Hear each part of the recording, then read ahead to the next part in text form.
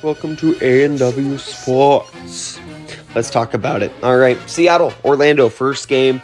Ben DiNucci had a rough day with 51% completion. He had 177 yards. His worst performance really so far. No Morgan Ellison in the backfield, only 78 yards rushing.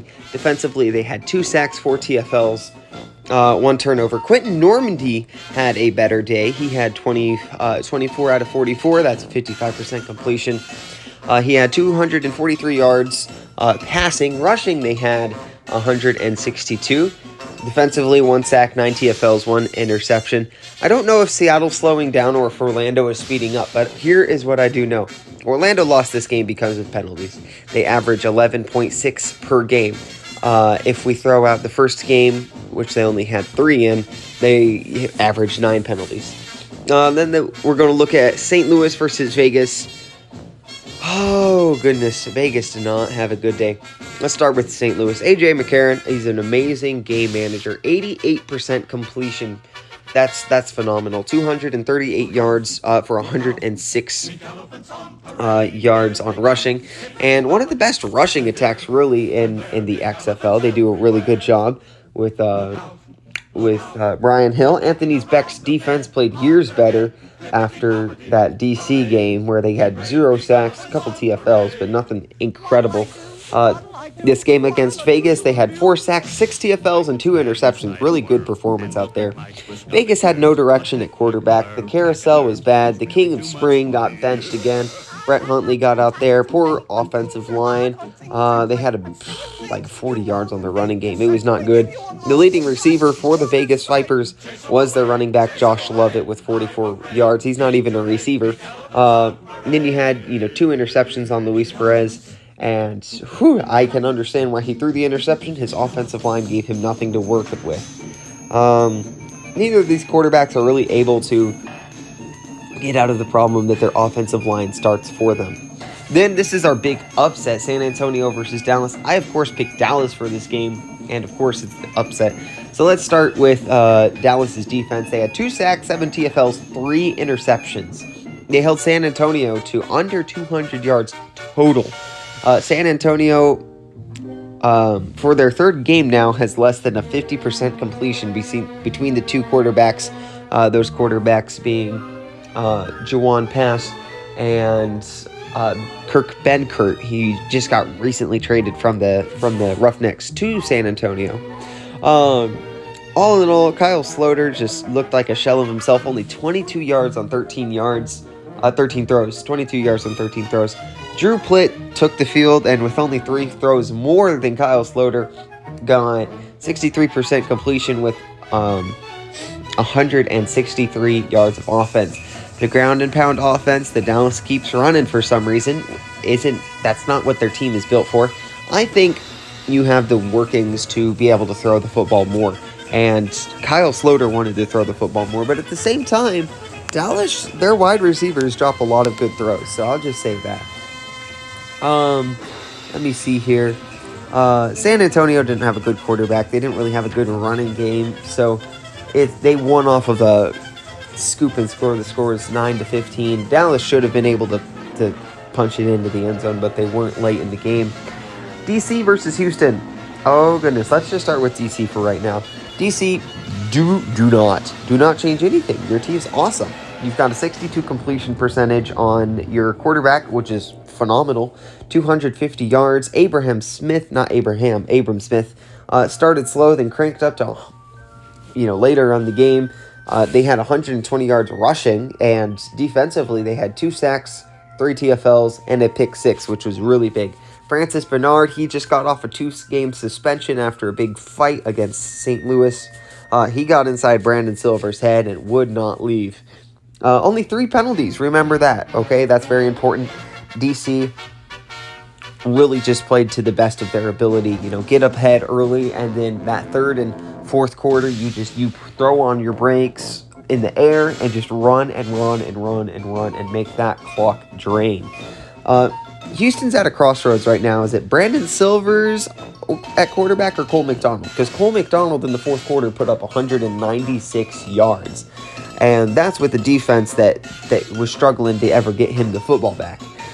Brandon Silvers just looks John Trey Kirkland was out with an injury.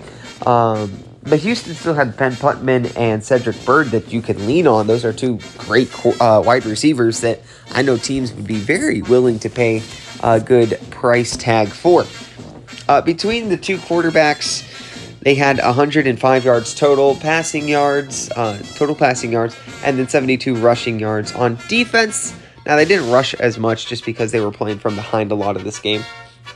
Also, Cole McDonald on his first big play of the game had the longest play of the Houston Roughnecks or the XFL in general, 85-yard touchdown. Defense, 1 sack. Some sketchy reffing right there. It should really be more than that. 5 TFLs and no interceptions, but on paper this team looked great. However, we are overlooking one major detail. We forget the one teensy-weensy but ever so crucial little tiny detail. And that is the third and fourth quarter on defense. They had 12 penalties, Houston did, and most of them came in this little section. They had an ejection. It made the refs mad at you because you were spraying water on them. Just because you didn't like the call. You can cuss and fuss at the ref all you want without getting ejected or punching your team back another 5 yards against the end zone. Never touch the ref. That's what we need to learn here. Okay? Don't just respect them, okay? They are your authority, but never touch them, okay? And Houston, because of that, when you rail on a ref that much, they are human. They are going to start looking for what they can penalize you for. They were just being a bunch of idiots, backed up. And at that third quarter, their offense wasn't working. And so they were just doing whatever they wanted to.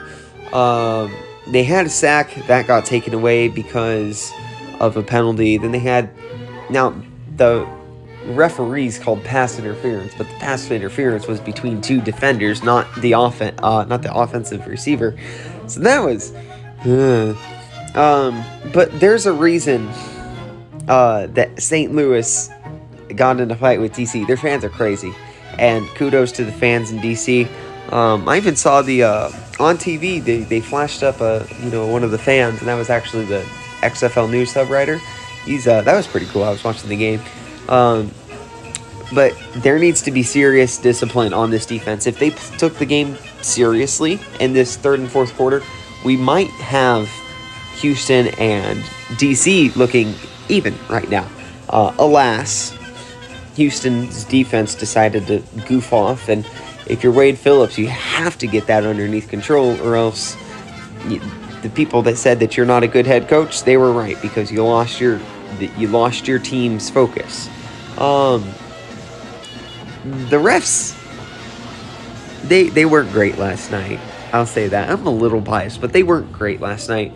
But there needs to be serious discipline, or else next week when Houston plays St. Louis, St. Louis is going to walk all over them, because they're a very, very disciplined team beneath Anthony Becht. So, let me stop with the whole Houston rant. Remember, don't be doing dumb stuff. Okay, let's roll on to power rankings.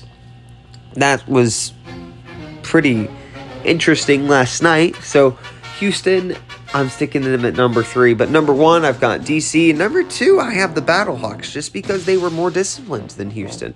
And their record's the same. And if Houston still acts like just a bunch of buffoons on defense, getting penalties just because they don't like the call, they gave up, really, and that's what caused the problem. I'm sticking Houston at number 3. Number 4, I've got Seattle. I could even stick Seattle up there because they're tied with Houston. But Houston, they got Cole McDonald out there. Seattle played a game against the Guardians. So I've got them at number 4.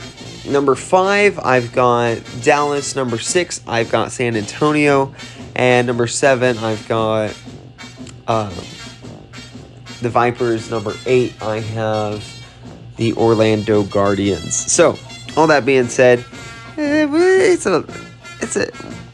South Division definitely is not as good as the North Division is. The only, duck in the North Division is Vegas right now. Fire your head coach, Rod Woodson, and move from there. let's go on to predictions for this next week. This is going to be a fun and interesting game. I've got the Seattle Dragons, the Sea Dragons, up against the DC Defenders. I think I'm going to go with one here. I'm going to go with Seattle. Now, Seattle, they've got a better offense. They've got a decent defense that's going to, it's decent enough to keep them in the games. I don't think Dallas's defense is good enough to keep their inept offense on the field. Vipers are going to beat San Antonio, and here's why. San Antonio is one of the lowest scoring teams. If we take out their Orlando game, I think they are the lowest scoring team. Now, the Vipers, they put up points, but it's a defensive problem against the passing attack. However, the Brahmins don't have a good passing attack. So, Vegas, you might be set. You might just very well be set. DC versus the Guardians. DC, of course, that doesn't even need to be dwelt on at all. And then Houston versus the St. Louis Battlehawks. They're playing at Houston. I've got Houston winning, and that's under the assumption that I think it could be smart if you could play a little bit. Don't play just one quarterback, maybe go back and forth, but play Cole McDonald a little more. Start with Cole McDonald. Don't be afraid to switch to Brandon Silvers. That's what the